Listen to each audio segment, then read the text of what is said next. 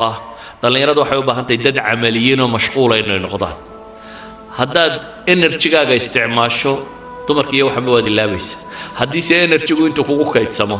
maanta dhan aad maqaaxi fadhido sheekeynayso aanad waxba qabanin cunnana aad dibirtay fiidka markaad tagto guriga sawirraa indhahaaga hor yaacyaacyaan jirin riyadaa kugu badan laakiin waxaasoo dhamma waxay ka yimaadeen camalla'ida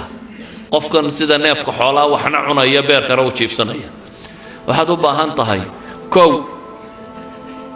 inaad shaqo samaysato wax akhriso wax taalaco wax baro xoogso wax qabo xataa cayaar tag inanka galabta kubadda soo cayaaree dee isna aan salaadu ka tegin